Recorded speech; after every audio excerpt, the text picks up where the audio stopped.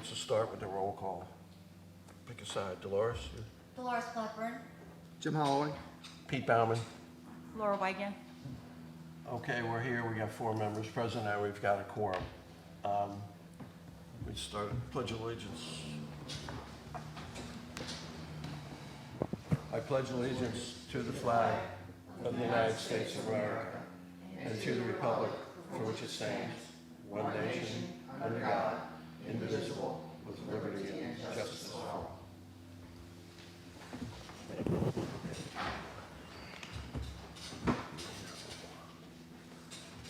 Okay, so I'll entertain a motion to accept the agenda. Make a motion, we accept the agenda as written. Second. Second, all in favor? Aye. Aye. Aye, pass. Now, the minutes, did everybody have a chance to look at the minutes? Yes. And can I entertain a motion to approve the minutes as written? Motion to approve the minutes. Second? All in favor? Aye. Aye. Abstain. I wasn't here. Okay. Nonetheless, the minutes are accepted as written. We don't have any old business, and then the new business, Mr. and Mrs.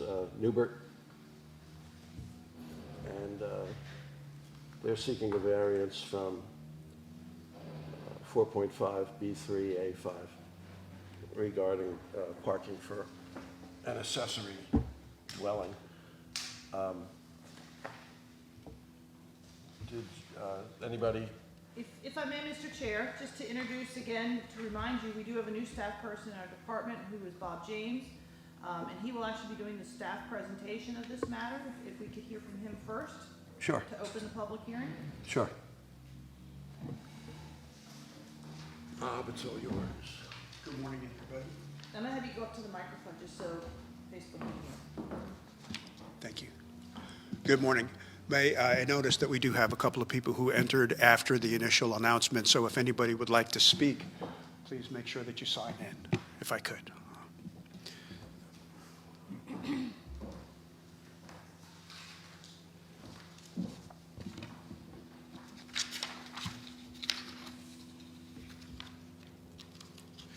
So I begin by letting you know that all of our obligations as far as public announcement notifications all been made successful. We've checked service on the registered mail to the adjacent property owners, so all that has been met. This morning's matter has to do with an application from the Newberts. They're building a new home at 413 Jefferson Avenue. Initially, they were given approval to do everything, but later on it was discovered that during that process, the consideration of an accessory dwelling and access to and from that accessory dwelling was overlooked. So that was redone, or reconsidered, and based on the staff report, really the only way to get in, and there is no way to get in out of there to provide a parking spot with the accessory dwelling. So the long and short of it is that they are asking for a variance to so they don't have to comply with that, and so that any other parking would be just allowed on the street.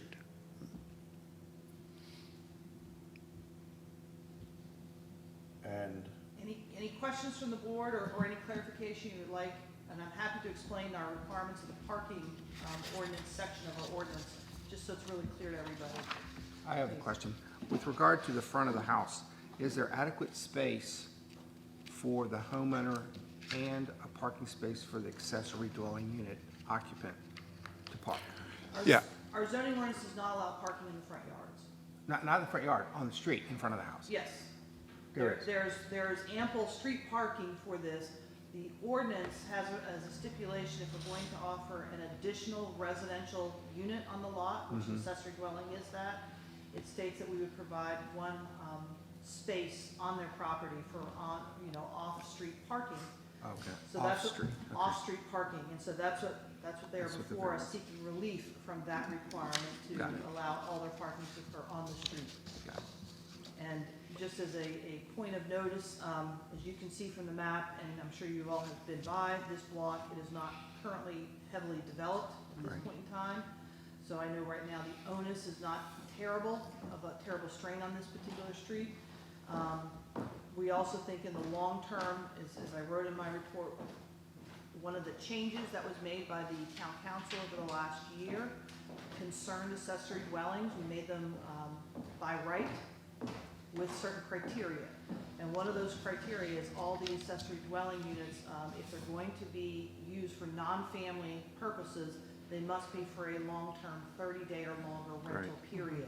And that is a stipulation and a requirement that we enforce on an annual basis through both zoning compliance, and we do safety checks on the property through that change of our zoning ordinance with the building official doing those safety checks on these units as well. I just have one question about the parking ordinance. Requires one parking space for the accessory building, if there was a bedroom, one parking space on the property. But for the primary dwelling, it doesn't require a parking space. So in this case, if we were to strictly abide by the ordinance, we would have to require the property owner to provide an on-site parking space for the accessory building, but not for the house. Correct. Makes no sense. I can only presume or read why I think the ordinance was drafted that way, with the understanding this is a historic district, a town that's been well established, and street parking has been the basic provision allowed on every residential lot throughout this district. No one is required to have on-site parking to handle for a home at all. And there are still infill lots still to be filled with residences yet. So that is a continuation of what has been a standing practice in the development of this town. If I could make a couple of comments. I have a 40 by 140 and no driveway and no ability to have one, but I live on a corner, so I got the whole side of my house. But as far as like not highly developed, the 400 block of Jefferson doesn't have anything on it. Not any lot has anything on it. And then across the street on the corner of Peach and Jefferson, you've got, what was formerly a retail building or something like that, and that, nobody's been in there in ages. So this is at least for now, it's a uniquely apt place for parking space. So in case you need a parking spot, that's where you go. I have one additional question. I read that there is no alley. That's correct. Is there a vision, an alley in the future? No. Could there be an alley? Unless all the property owners on both sides of this block agree to the creation of an alley, I do not foresee that Okay, on the radar. okay.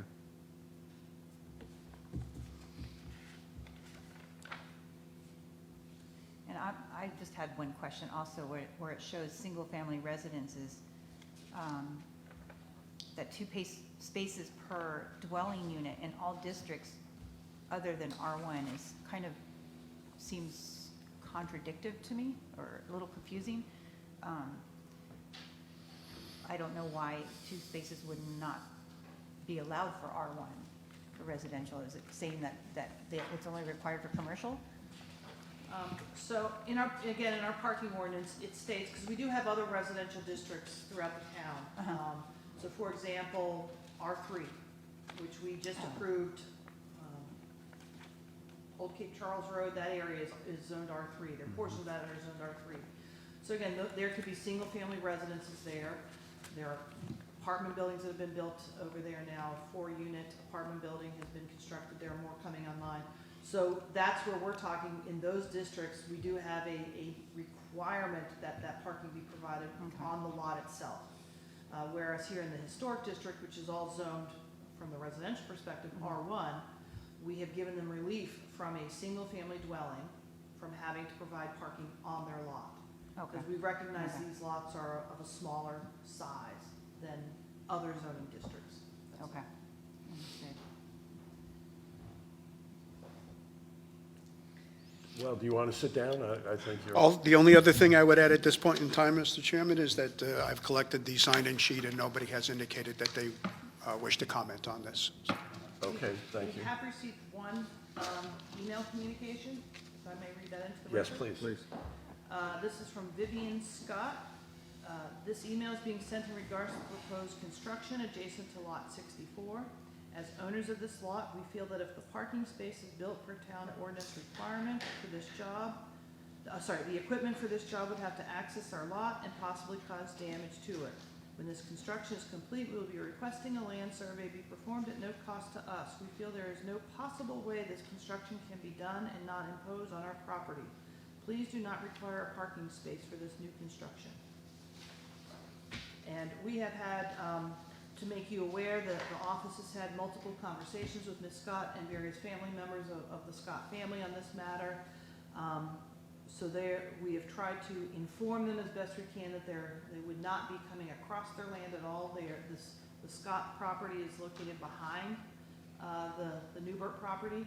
So no, we do not see that there's any need for anybody to traverse across the Scott land to construct on the Newbert property at all. Well, that's all by right anyway. Yes. What, the last thing you said from that email, was it please do not require a parking space? Right, please do not require a parking space for this new construction.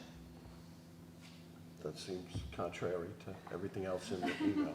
I'm not sure they fully understood what was being sought today. Okay. And that is all the correspondence that we've received on this. As we've indicated, the applicant is here if you would like to hear from her. Well, it's your choice, ma'am.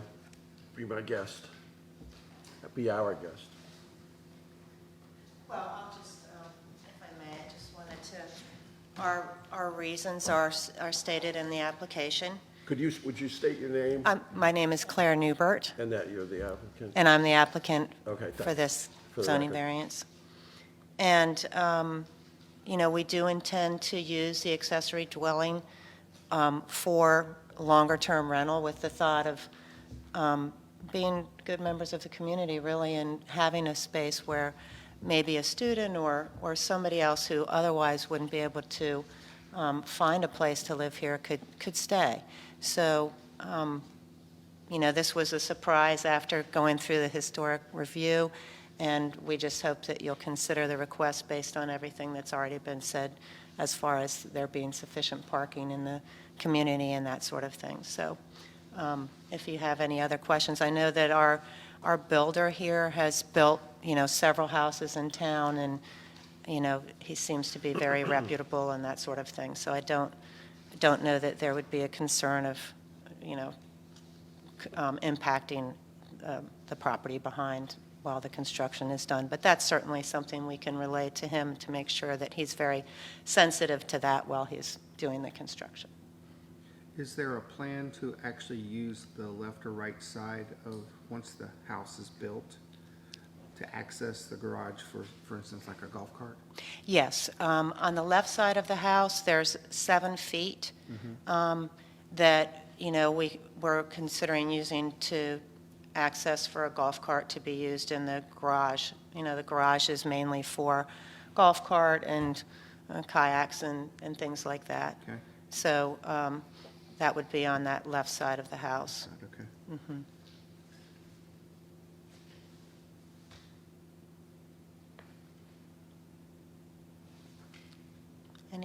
Any other questions? Okay. Thank you. Thank you. Thank you.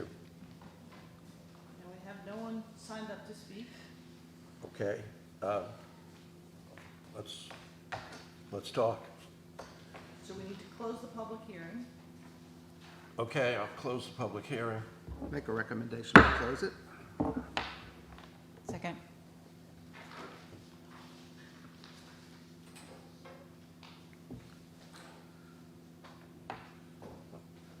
Call the question.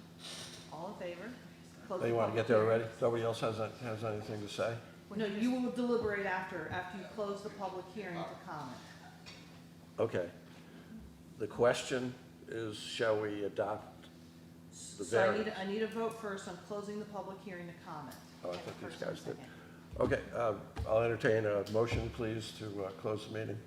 We've got a motion, we got a second Second. already, I just need a vote call. Oh, Favor. I'm sorry. You're good. All in favor? Aye. Aye. Okay, the meeting is closed, and the public meeting is closed, I should say. Now the board discussion. And what do you think?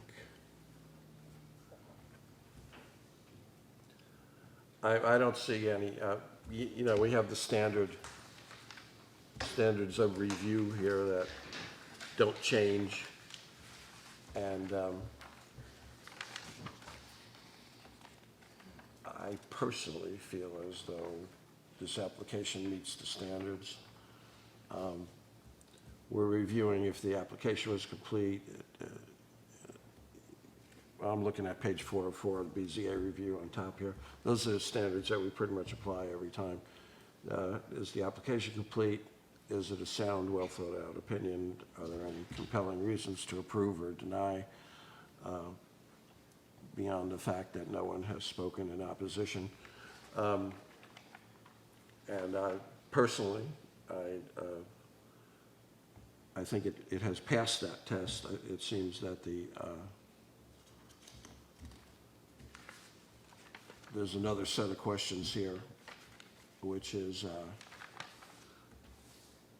you know, we used to have that main three that we always did. It's actually now 6 under the state code, and there are under the ordinance requirements to be considered, starting on page 2 of the staff report. Right. So, excuse me. Well, I think in my comments before, when we were still in the public hearing, that the strict application of the ordinance regarding the parking requirement would greatly restrict their use of the back of their property. There's no other way for them to put a garage back there and it's like a studio apartment above it. Right. If it would require the parking space back there, it would deny them to be able to fully use that back piece of the property. Right, so that's A. I'll just run down these. Was the property acquired in good faith? There's no evidence that it wasn't. Will it be a substantial detriment to any neighboring properties? It shouldn't, despite the one complaint that was lodged in the email.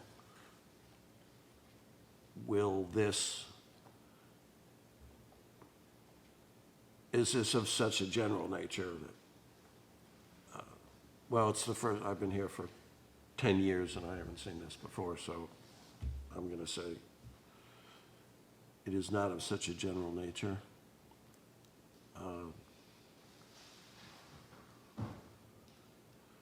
E is, would the granting of the variance result in such a drastic change that it would require a change in the zoning classification of the property? The answer to that's clearly no. And then, is the relief sought available by special exception? And it's the answer, you know, on the report, the answer is no. The variance is the only way to get there, to get there from here. Anybody else? Yeah, just a clarification question. The left side, which our applicant said would be used for access for a golf cart to go back, that seems to be the wider side with regard to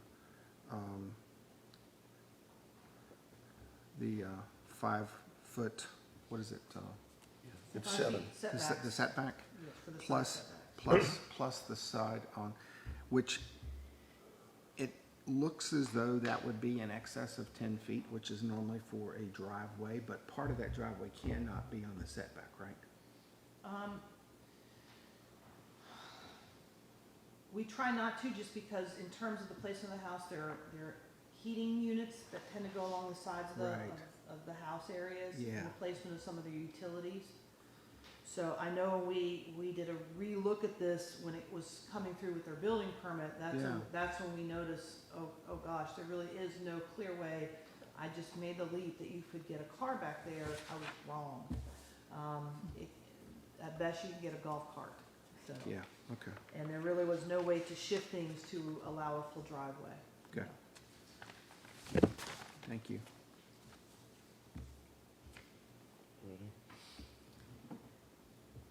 I don't really have any questions. I just would like to move forward. Personally, I don't see any reason why we should deny the variance. I'm in support of approving the variance. Okay, you ready to call a vote? Sounds like you guys are ready to call the vote. All right, Can I make a motion that we approve this variance for this accessory dwelling unit? Let me read our proposed motion. After careful consideration of the application and the staff report, the Board of Zoning Appeals votes to approve the variance application for Donald and Claire Newbert of 413 Jefferson Avenue, tax map 83A1-1-63, for a variance to the parking requirements for an accessory dwelling unit pursuant to Cape Charles zoning ordinance section 4.5B3A5, based upon the reasons outlined in the staff report, ordinance requirements to be considered. second, I second the motion. all in favor? Aye. Aye. The motion is carried unanimously. The variance will be granted to the Newberts. If I may, Mr. Chairman, before, because we had no other matters today, I did have a brief update to give you on two items. In this year's FY '24 budget submission that is before Town Council right now, I did put in a request for the department as a whole that all of the sitting boards that meet on a regular monthly basis start receiving a monthly compensation of $25 a meeting. That got supported by the board so far. And that is headed out to public hearing in the next few weeks with the anticipation that the board will adopt that budget starting for July 1. With that said, we're preparing that come July 1, we will start paying you $25 a meeting. So we've prepared the paperwork that we need to get you enrolled into our payroll system. So we're going to distribute that for you today and ask that you bring this back at next month's meeting so that we can get it into payroll in a timely fashion. By the time the board adopts this budget, we'll be ready to roll effectively. So just Did you take hear care from of that, the, put your name on it so I wouldn't forget who I gave it to. did you hear from the Pitchfork crowd yet? or anything? You're welcome. So that was one item, and two, I just wanted to make you aware, as you recall, at last month's meeting, we tabled action on the appeal issue, and I have spoken with our attorney. They are working on getting their final response delivered to you. So I anticipate that here in the next 2 weeks or so. So I do anticipate we will come back for a June meeting just to take off the table the appeal issue from last month on the alley over on Washington, and have the board take action on it. Okay? Is that the only application we have for June? That so is far? the only application we Okay. have, yes. Okay, Okay? And that's all I wanted to update you on. thank you. So you're good to close All the right. meeting. Can I make a motion, we adjourn? Please do. Second? All in favor? Aye. Aye. The motion is carried. We're adjourned.